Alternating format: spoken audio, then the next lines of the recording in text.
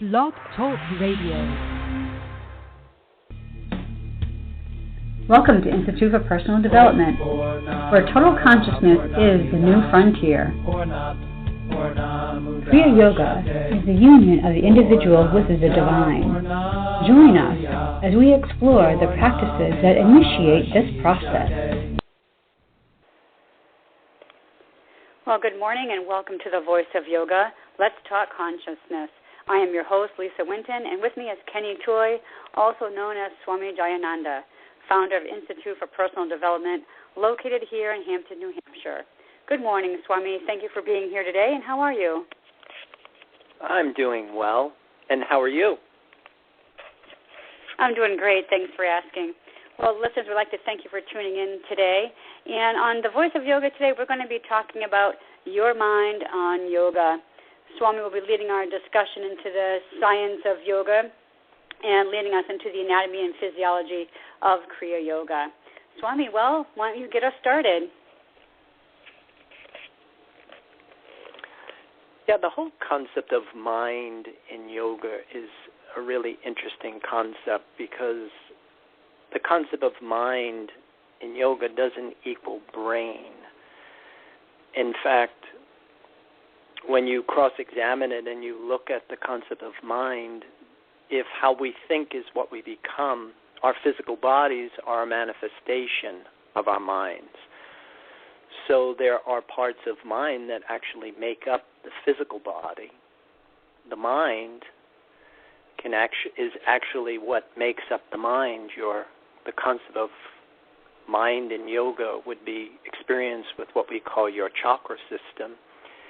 And then the mind can also turn to your creative side, your imagination, this part of reality that is endless possibilities. So mind is a very complex subject with regard to the science of yoga. And like we were saying, your mind can be in the body. The conscious part of awareness can be in the physical body. The conscious part can be in the mind, and the mind can turn to your creative side.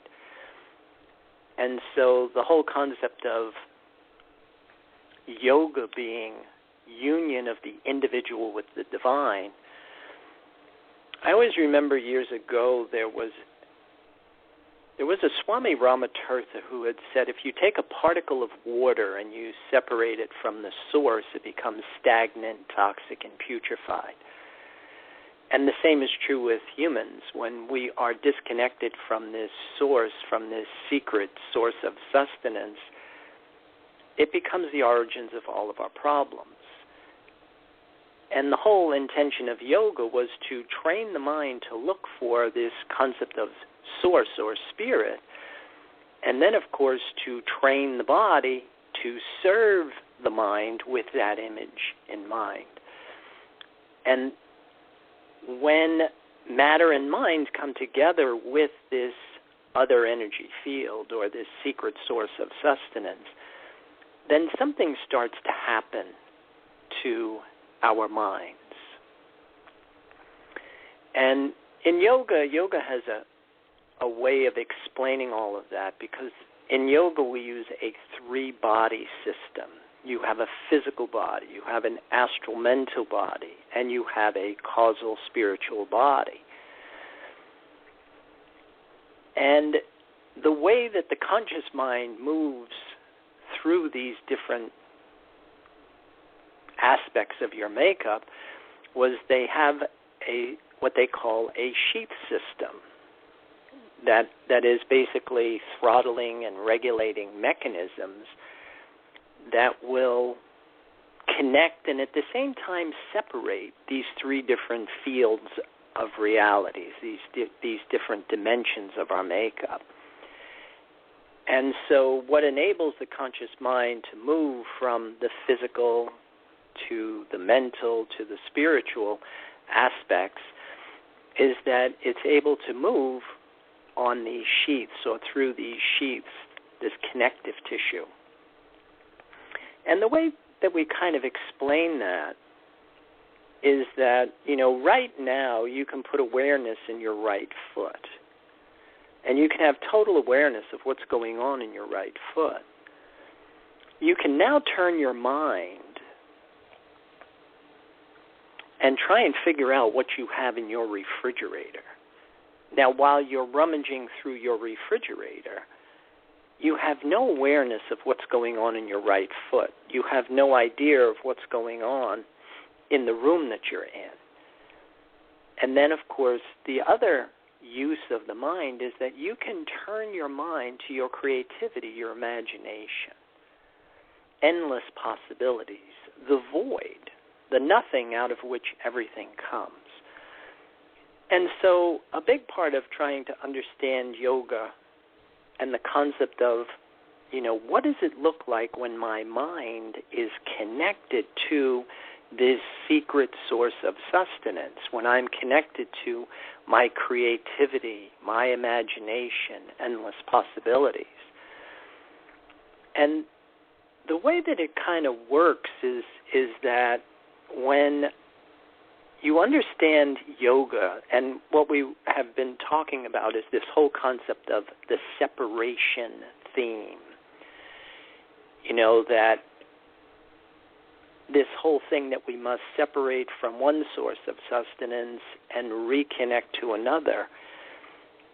And what does that look like when I'm doing it?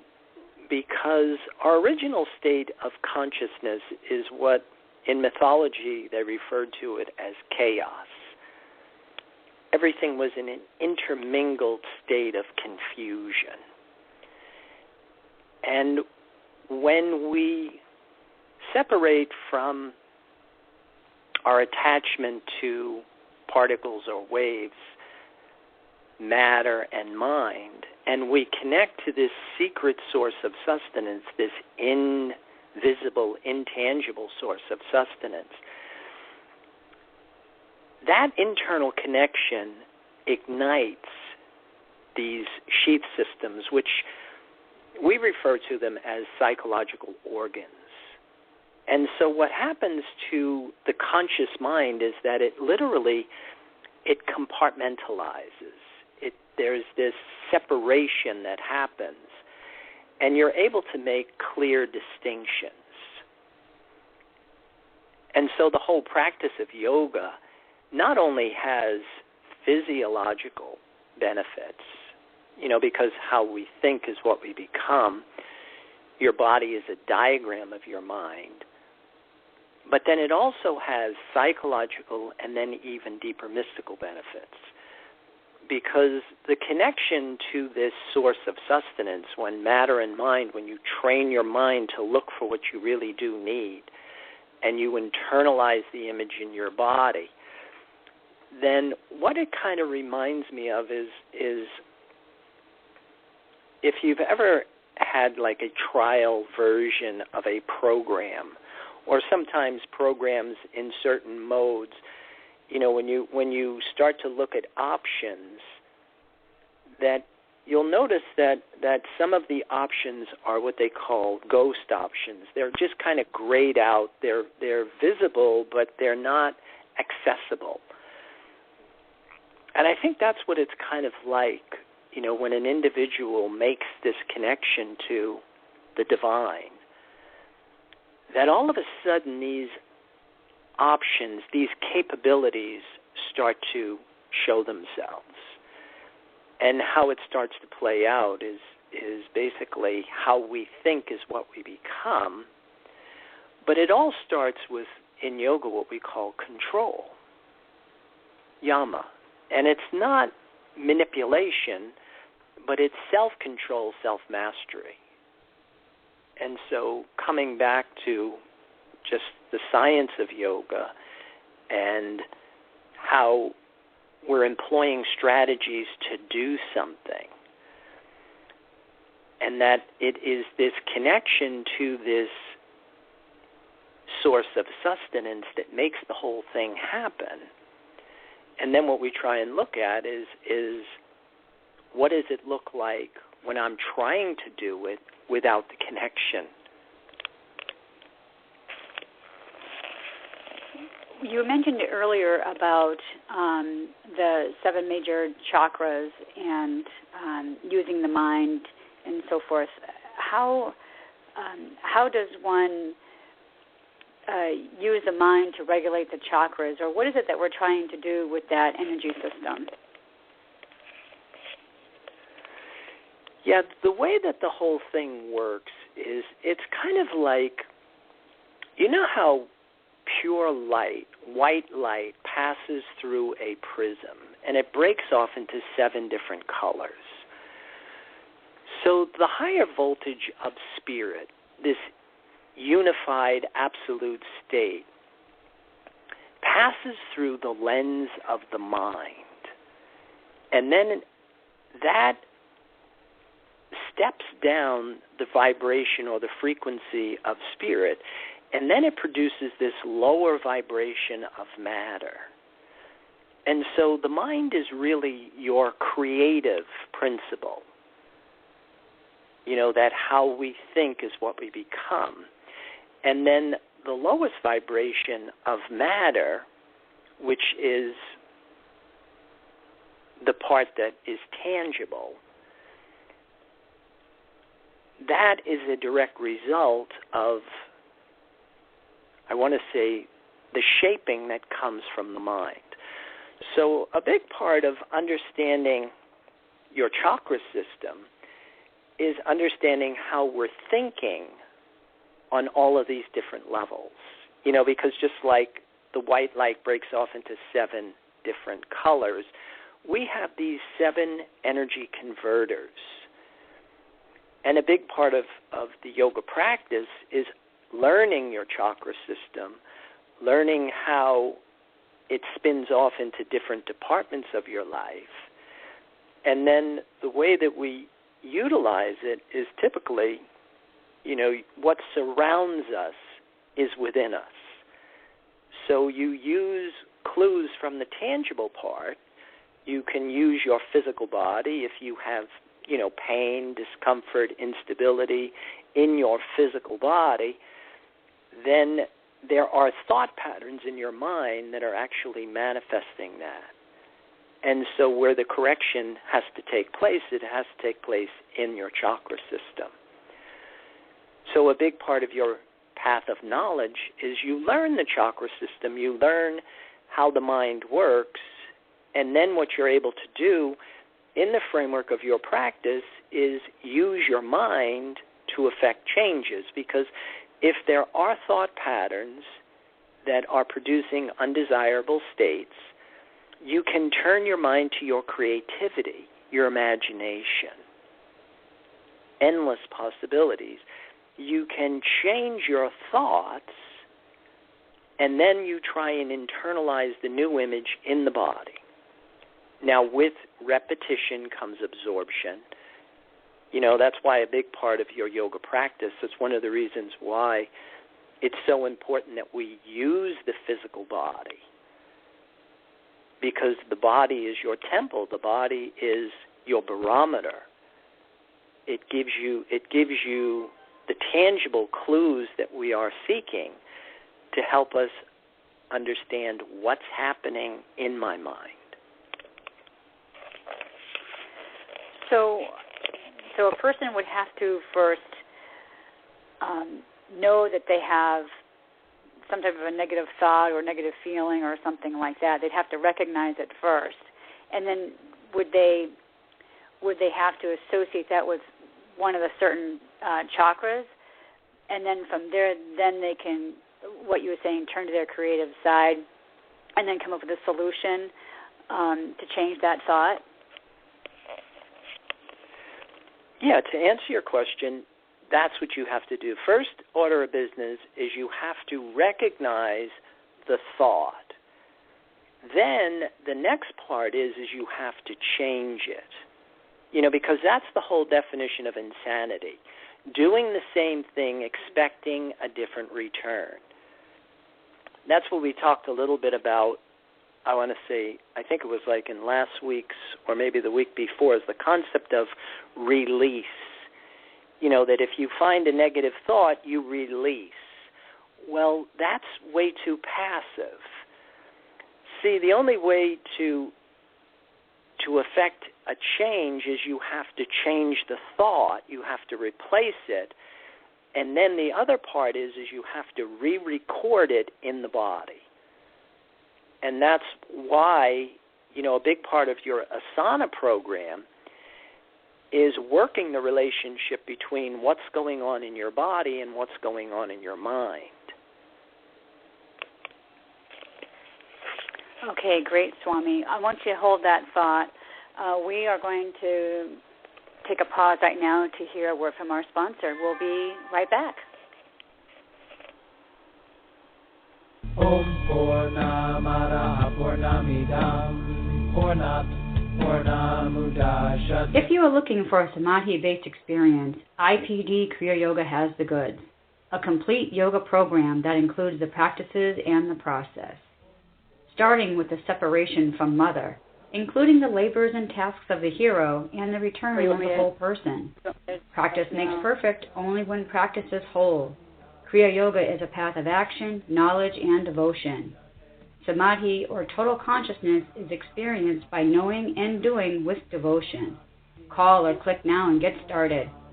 603-929-0303 or www.ipdtransform.com. Namaste.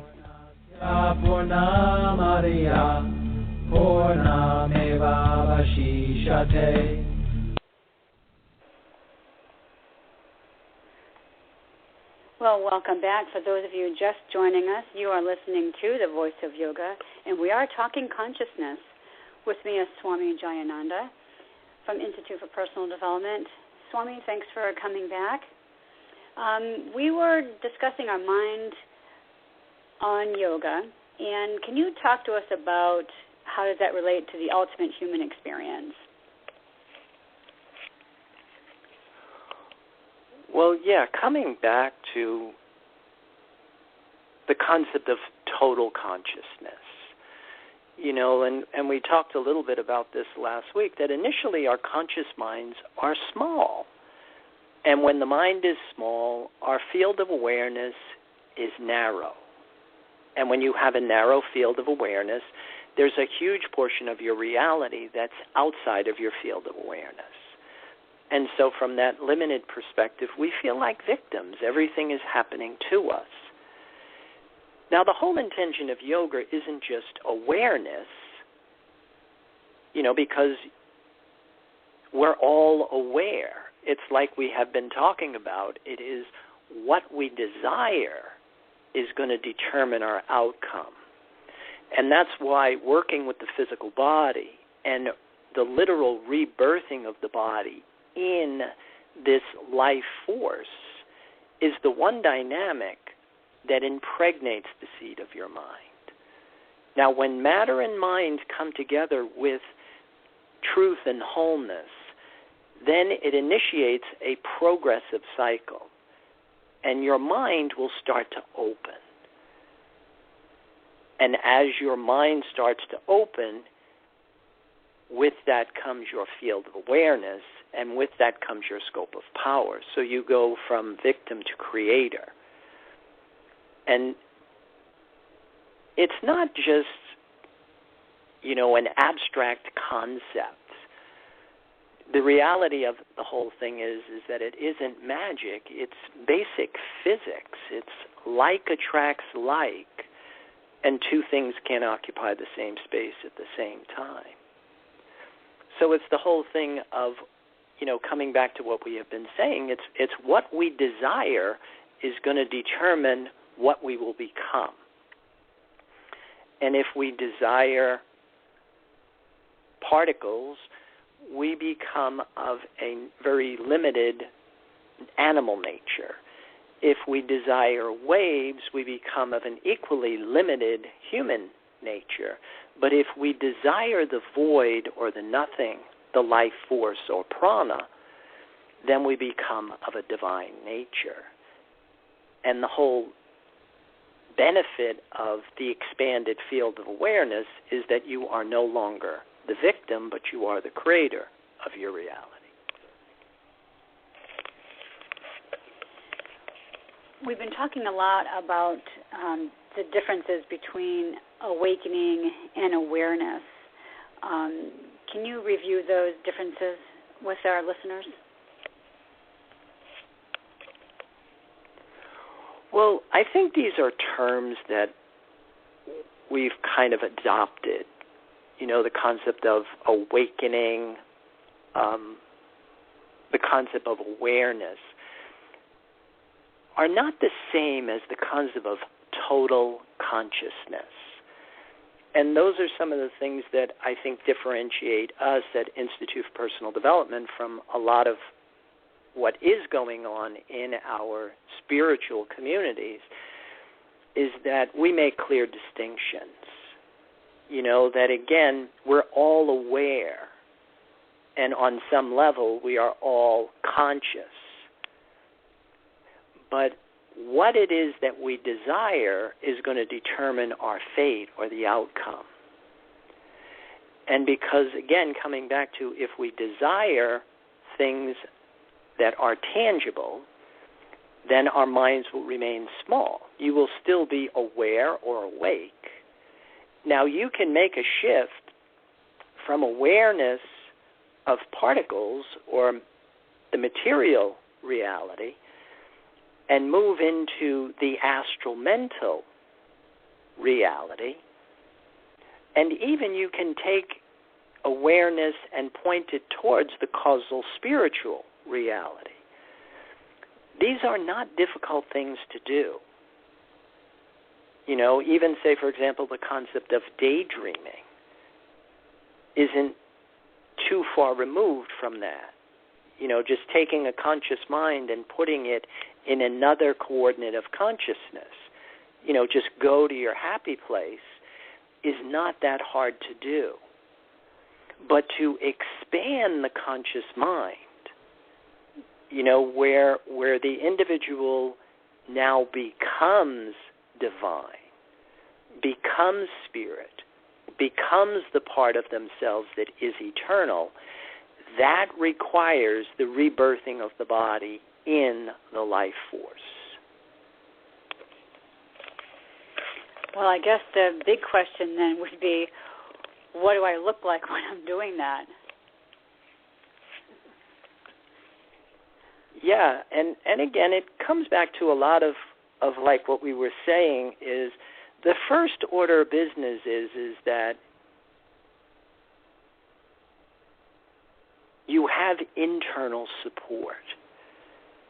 When you have now internalized what you really do need in your body as a symbol for validation, you know, one of the things that I always say, when breath becomes your party, when breath becomes your beloved, when your breath becomes your secret source of sustenance, then the panel is wired. But again, you know, it's not something that's going to happen to you. This is something that you have to make happen.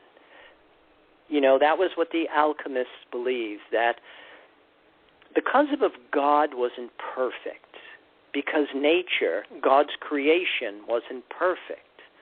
And the origins of the word perfect is purna, meaning whole.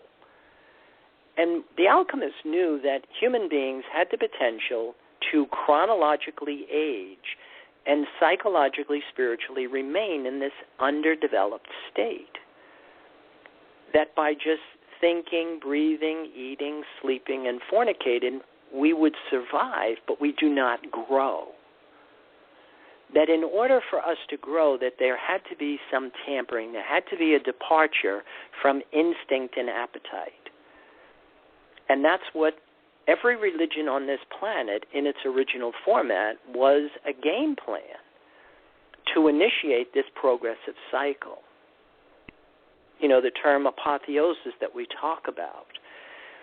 But when matter and mind come together with this new information, then we initiate this progressive cycle. But the first order of business is that you have internal support. There is a calmness, a confidence, and a clarity that comes to your mind. but you have to purify your body in order to make that happen. And you have to consciously train your mind to look for something that is invisible and intangible. And then, through practice and repetition, you record, you change the reward circuits in the brain to look for this more subtle source of sustenance.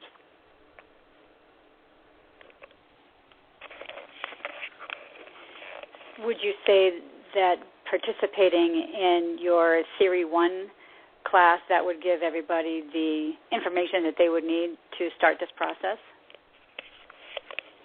Yeah, Theory 1 gives you all of the necessary information that you need in order to get your arms around it. Then really the next step is really up to the practitioner, starting to purify the body, thinking right, breathing right, doing all those other things that we need to do to facilitate purification. Well, again, it's not to facilitate purification, it's to facilitate positive growth of consciousness. The purification is the prerequisite.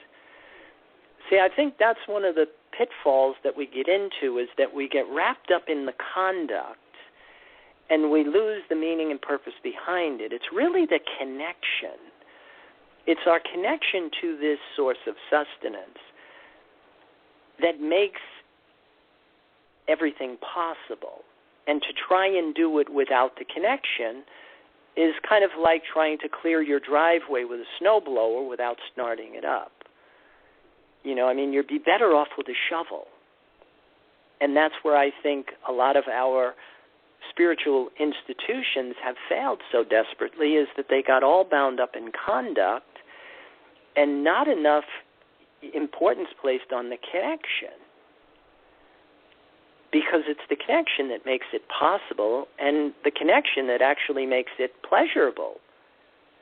Because being spiritual is not abstaining, it's not deprivation, it's not punishment, it's indulgence. It's a whole different ballgame when you love the Lord thy God with your heart, your soul, and your mind. And if you don't understand the physics of that, then you get lost in intellectualism. You know, one of the things, you know, I always talk about is that one student one time who said to me, I put God first, now give me a cigarette. Well, your body is still longing for this tangible source of sustenance. You intellectually think that you are spiritual, you think you love the Lord thy God, but the change hasn't gone deep enough. And so that's where I think our program really excels, in that, you know, we really have all of the important strategies in place so that you're not just trying to muscle your way through this, that you actually get the connection, you start to feel the benefit of internal support, and the rest of it is pretty easy. Oh, great information, Swami. So we know that we just don't need to be spiritual on Sunday. It is our connection to Spirit every day, regardless of what we're doing. Thank you so much. And thank you, listeners, for tuning in to The Voice of Yoga. We do encourage, again, any comments that you would like to send to us via email and Facebook, whatever it is your mode of social media is. And we encourage any questions, curiosities. Thank you so much, and everybody have a great day. Namaste. Namaste. Thank you.